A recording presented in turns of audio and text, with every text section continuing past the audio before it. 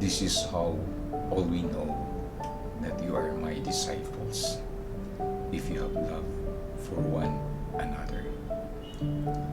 Ano nga kaya ang characteristics ng bilang isang alagad ni Kristo?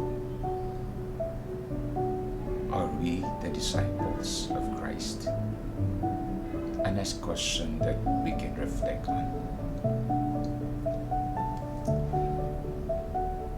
I get a chance to talk with my parish priest before. He asked me,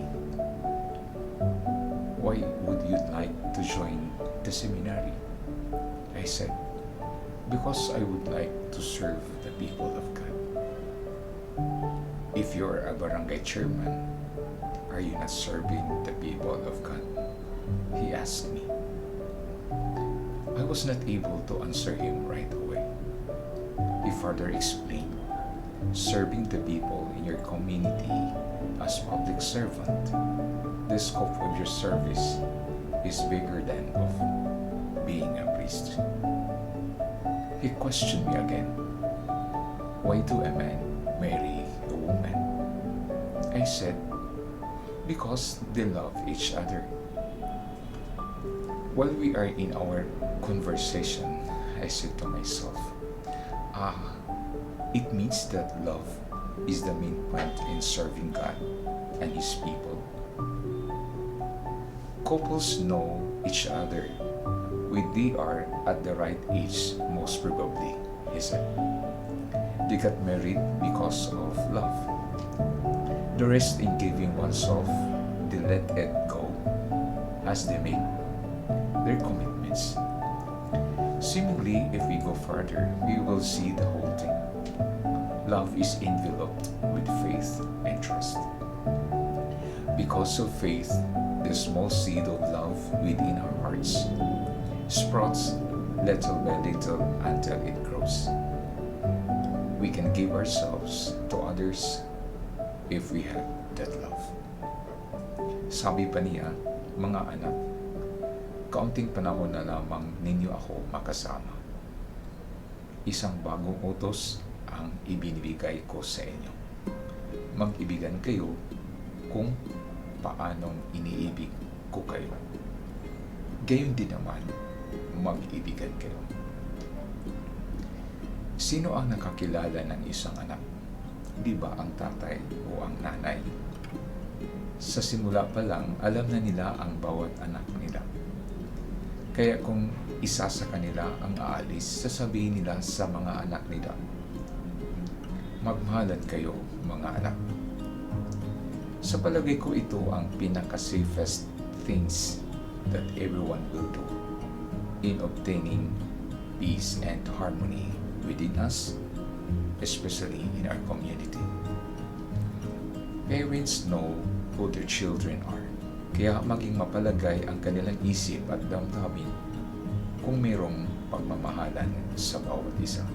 At sa palagay ko rin, ito ang gustong iparating ni Kristo sa kanyang mga disciples. He knows to obtain peace and harmony, love must be at the middle of the community. Palagi ang love kasama kung ano ang dapat gawin. Public servants, priests, religious, and consecrated people, and all baptized Christians are Christ's disciples. Because as Christians, we believe only one God. But Jesus tells us that disciples should have a love for others. It's right to ask ourselves, do I have a love for others? Ano ang pinagmulan ng pagiging servant o bilang alagad ni Kristo? The Paschal mystery of Jesus is the expression of His great love for us, or what we call the redemptive act of God's love for humanity. God knows that love conquers the evil one. That is why Jesus gave us a new commandment to love one another as I have loved you. Ang pag-iibigan is not automatic. As I said earlier, it will sprout from the bottom of our hearts. He gave us a concrete example of what love really is: His passion, death, and resurrection.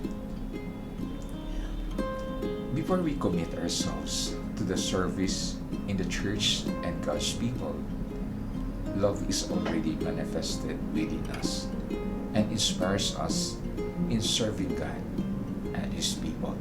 John chapter 15, verse 16 says, "You did not choose me, but I chose you, and appointed you that you would go and bear fruit, and that your fruit would remain, so that whatever you ask of the Father in my name, He may give to you." Kung ating palalamin ang ating refleksyon tungkol nito, ating mauunawaan na si Kristo ang unang nagpahayag sa atin ng kanyang pag-ibig. Ito ay lumago kasabay ng ating pananampalataya. Mula nang tayo ay bininyagan, tinatanggap natin ang pananampalataya na ibinibigay sa atin. Chapter 2 of the Catechism for the Catholic Church, number 50, says, "Through an utterly free decision, God has revealed Himself and give Himself to man. This He does by revealing the mystery, His plan of loving goodness, formed from all eternity in Christ, for the benefit of all men." This is it. That's why the Father sent His only begotten Son, for His great love for us. This is enough with faith to respond to God's invitation. Chapter 3 of the Catechism of the Catholic Church, number 143, says, "By faith, man completely submits his intellect and his will to God. With his whole being, man gives his assent to God, the Revealer." Maya Angelou says, "Love recognizes no barriers." Sa palagay ko, if you love, it should be for all, nevertheless, of who they are. Jesus shows to His disciples that love starts from humility, because humility is letting go of what we have. By the washing of His disciples' feet, Christ shows us to love with others is to do it with humility. We have to untie the barriers of selfishness and boastfulness because of positions and etc.